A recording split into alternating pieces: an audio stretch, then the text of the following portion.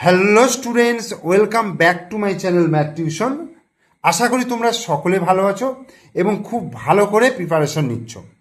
যেহেতু তোমাদের দ্বিতীয় পর্যায়ক্রমিক মূল্যায়ন সামনে একদম, অর্থাৎ আগস্ট মাসের প্রথম থেকেই শুরু হচ্ছে এবং তোমাদের যে টেক্সট বুকের যে অঙ্ক প্রত্যেকটা চ্যাপ্টার তোমরা ভালোভাবে করেছো এবং আমি করিয়ে দিয়েছি।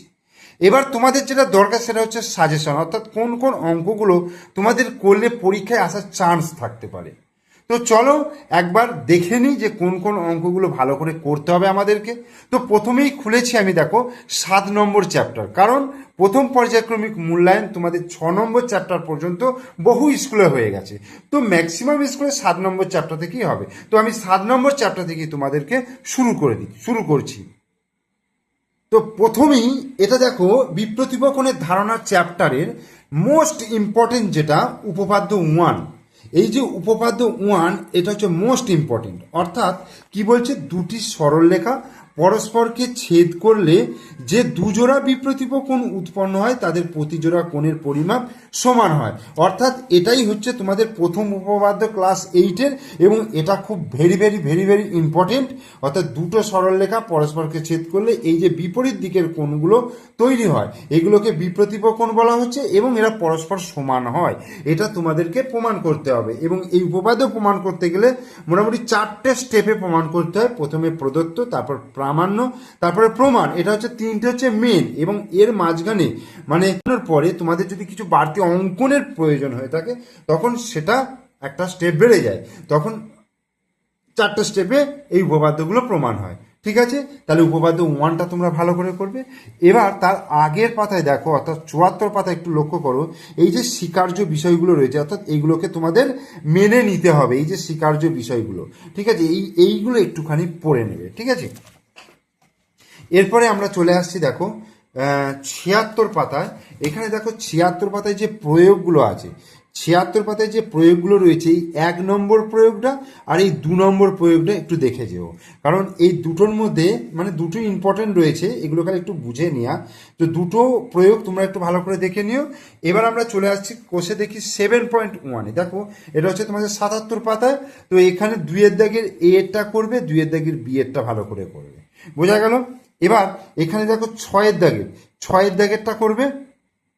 তাহলে তোমার কোষে দেখি 7.1-এ 2-এর দাগের এ, 2-এর দাগের বি এবং এখানে 6-এর দাগের। ঠিক আছে, এগুলো কিন্তু আমার ভিডিও দেওয়া রয়েছে। কোষে দেখি 7.1 আমার যে ক্লাস 8-এর প্লে লিস্ট আছে, সেখানে তোমরা দেখতে পাবে পরপর প্রশ্নমালা অনুযায়ী কিন্তু অঙ্কগুলো করা রয়েছে, আমার বোঝানো রয়েছে। তোমাদের প্রয়োজন পড়লে কিন্তু তোমরা সেখান থেকে খুলে দেখে নিতে পারো। ঠিক আছে, এবার পরের পাতায় চলে আসছি 78 পাতায়। দেখো 78 পাতায় 7-এর অঙ্কটাও ইম্পর্টেন্ট রয়েছে। এগুলো 2 নম্বরের অঙ্ক কিন্তু আসতে পারে। ঠিক আছে, তাহলে মোটামুটি 7 নম্বর চ্যাপ্টারে এগুলোই করবে। এবার আমরা 8 নম্বর চ্যাপ্টারে চলে যাই। 8 নম্বর চ্যাপ্টারে যেটা রয়েছে সমান্তরাল সরলরেখা এবং ছেদকের ধর্ম। তো সমান্তরাল সরলরেখা এবং ছেদকের ধর্ম, এখানে ছেদক বা ভেদক কাকে বলে এটা একটু দেখে নিলে। আর এই যে এইখানে দেখো রয়েছে যে দুটো সরলরেখাকে একটা ছেদক বা ভেদক ছেদ করার পরিপ্রেক্ষিতে যে 8খানা কোণ উৎপন্ন হচ্ছে, সেই 8খানা কোণের কোন কোণকে কোণ কি কি কোণ বলে, অর্থাৎ অন্তস্থ কোণ, বহিস্থ কোণ, অনুরূপ কোণ, একান্তর কোণ, এইগুলো তোমরা একটু দেখে নেবে, মানে কনসেপ্টগুলো ক্লিয়ার করে নেবে। কারণ এইগুলো কিন্তু কনসেপ্টটা ক্লিয়ার না করলে অঙ্ক করতে কিন্তু অসুবিধা হয়ে যায়। ঠিক আছে, এবার এখানে যে স্বতঃসিদ্ধ রয়েছে দেখো, এগুলো একটু পড়ে নেবে যে দুটি সমান্তরাল সরলরেখাকে একটি সরলরেখা ছেদ করলে প্রতিজোড়া অনুরূপ কোণগুলোর পরিমাপ কিন্তু সমান হবে। এরপরে দেখো উপপাদ্য 2। দেখো উপপাদ্য 2 কিন্তু এটা প্রমাণ করার দরকার নেই, প্রমাণটা তোমাদের নেই। তো ওখানে খালি হেডিংটা পড়ে নেবে যে দুটি সমান্তরাল সরলরেখাকে অপর একটি সরলরেখা ছেদ করলে যে একান্তর কোণগুলোর উৎপন্ন হয় সেগুলোর পরিমাপ সমান হবে এবং ভেদকের একই পাশে অন্তস্থ কোণ দুটির পরিমাপ সমষ্টি 180 ডিগ্রি হবে। এটা একটু দেখে নিন। এরপরে আমরা পুরো অঙ্কে চলে যাব। অঙ্কে চলে যাবার আগে কোষে দেখি 8-এ যাবার আগে আমরা এখানে আগে প্রয়োগটা দেখে নিই। দেখো প্রয়োগ নম্বর তোমার এখানে আগে 87 পাতায়। দেখো 87 পাতায় এই যে প্রয়োগগুলো রয়েছে যদি পারো এই প্রয়োগ নম্বর 2টা একটু চেষ্টা করে দেখবে, কারণ এটা অতটা ইম্পর্টেন্ট নয়, কিন্তু করে রাখবে, যদি করতে পারো ভালো হবে। এরপরে আমরা চলে আসছি কোষে দেখি 8। হ্যাঁ, কোষে দেখি 8-এ এই 3-এর দাগের অঙ্কগুলো একটু দেখে নেবে। 3-এর দাগের যে অঙ্কগুলো রয়েছে এটা একটু দেখে নেবে। এই যে 5-এর দাগের 1-এর 2-এর 3-এর, ঠিক আছে। তারপরে এই 7-এর দাগের অঙ্কটা very very very very important. এই অঙ্কটা পরীক্ষায় আসার কিন্তু চান্স আছে, ঠিক আছে, VVI, কারণ অনেক পেপারে, অনেক কোশ্চেন পেপারে আমি এটা দেখেছি। এটা তোমাদের রায়ান মার্টিন প্রশ্ন বিচিত্রাবের প্রত্যেকটা, প্রায় প্রত্যেকটা পেপারই দেখতে পাবে এটা রয়েছে, ঠিক আছে। আর এই পরের পাতায় এই দেখো 8-এর দাগে, মানে এটা 90 পাতায় 8-এর দাগের যে অঙ্কটা রয়েছে এটাও কিন্তু একটু দেখে যেও, এগুলো কিন্তু ইম্পর্টেন্ট। এবার আমরা 9-এর চ্যাপ্টারে চলে আসি। 9-এর চ্যাপ্টারে কি বলছে, যে ত্রিভুজের দুটি বাহু এবং তাদের যে বিপরীত কোণের মধ্যে সম্পর্ক। এখানে যে দুটো উপপাদ্য রয়েছে দেখবে, 4 নম্বর উপপাদ্য আর এখানে হচ্ছে 6 নম্বর উপপাদ্য। এই দুটো উপপাদ্য দেখো কি বলছে, যে কোনো ত্রিভুজের দুটি বাহুর দৈর্ঘ্য সমান হলে তাদের বিপরীত কোণগুলোর পরিমাপ সমান হয়। আর এখানে বলছে যে কোনো ত্রিভুজের দুটো কোণের পরিমাপ সমান হলে তাদের বিপরীত বাহুগুলোর দৈর্ঘ্য সমান হবে, মানে ঠিক বিপরীত। এই 4 আর 5টা, মানে 4টা করলেই তুমি 5টা করতে পারবে, এটা খুবই সহজ। অর্থাৎ দুটো ত্রিভুজ ধরে তোমাকে সর্বসম প্রমাণ করে ওটা দেখাতে হবে। তো এখানে 4 আর 6-এর মধ্যে কিন্তু একটা অবশ্যই আসে, এটা কিন্তু ভেরি ভেরি ইম্পর্টেন্ট, ঠিক আছে। আর তোমরা 93 পাতার এই যে ওপরের দিকের উপপাদ্য 5-এর দেখো, এইখানে এই যে দুটো ত্রিভুজ সর্বসম হওয়ার যে শর্তগুলো রয়েছে, SSS, AAS আর RHS, এইগুলো খালি একটু দেখে নেবে, ঠিক আছে। এরপরে আমরা চলে আসছি 94 পাতায়। দেখো 94 পাতায় এই প্রয়োগ নম্বর 1 আর প্রয়োগ নম্বর 2, এই দুটোকে ভালো করে করে নেবে, এই দুটো খুব ইম্পর্টেন্ট অঙ্ক, ঠিক আছে। এরপরে আমরা চলে যাচ্ছি, যদি পারো এই প্রয়োগ নম্বর 5-এরটাও করে রাখতে পারো, এটা একটু উপপাদ্যের মতনই, ঠিক আছে। এটাও কিন্তু ইম্পর্টেন্ট আছে, অনেক পরীক্ষাতেই দেয় দেখেছি। এবার তোমাদের ক্ষেত্রে হয়তো নাও দিতে পারে, তোমাদের এই 1-2টাই ইম্পর্টেন্ট রয়েছে, ঠিক আছে। আর হচ্ছে এবার কোষে দেখি 9-এর ক্ষেত্রে দেখো 1-এর দাগেরগুলো আর এখানে 2-এর দাগেরগুলো একটু দেখে নেবে, ব্যাস, আর কিছু করতে হবে না। এবার ত্রৈরাসিক পদ্ধতি, মানে 10 নম্বর চ্যাপ্টারে ত্রৈরাসিক পদ্ধতি যে কটা অঙ্ক বলবো তার মধ্যে থেকে অবশ্যই তোমরা কমন পাবে, একদম আমি বলে দিলাম, এর মধ্যে থেকে তোমরা কমন পাবেই। তো দেখো কোষে দেখি 10.1, অর্থাৎ 100 পাতায় দেখো, লক্ষ্য করো, মানে একদম আমি বলে দিলাম যে এই 5-এর দাগের অঙ্ক, ঠিক আছে, 5-এর দাগের আর এই 6-এর দাগের অঙ্ক very very very very very important, আমি বলে দিলাম, ঠিক আছে, ভেরি ভেরি ইম্পর্টেন্ট।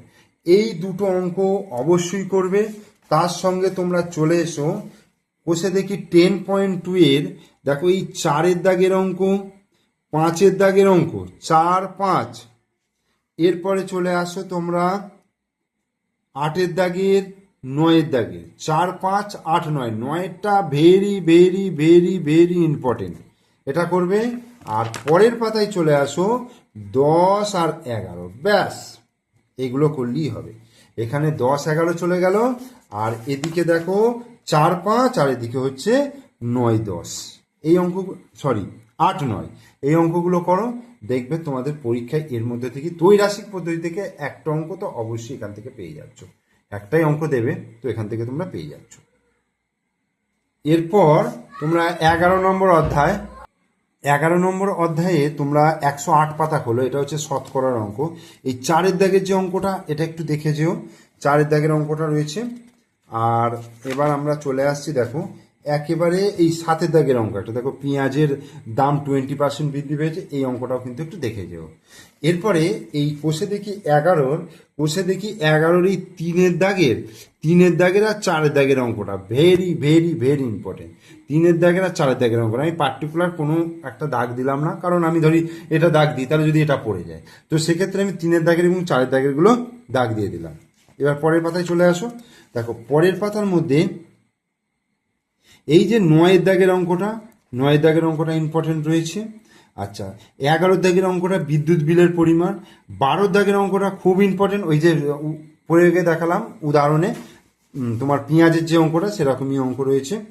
আর এখানে 14 দাগের অঙ্কটা 14 গেল। আর এরপরে আমরা চলে আসি, দেখো এই বিধানসভার কেন্দ্রের এই অঙ্কটাও তোমরা করতে পারো। ঠিক আছে, এই অঙ্কগুলো করলে মোটামুটি তোমাদের পরীক্ষায় চলে আসার কথা। এরপরে দেখো আমরা চলে আসছি মিশ্রণের অঙ্ক। মিশ্রণের অঙ্ক যেটা বলে দেবো, দেখবে এর মধ্যে থেকে তোমরা আশা করছি পেয়ে যাবে। মিশ্রণের অঙ্ক আমরা দেখো কোষে দেখি 12তে চলে আসছি, পেজ নম্বর হচ্ছে 118।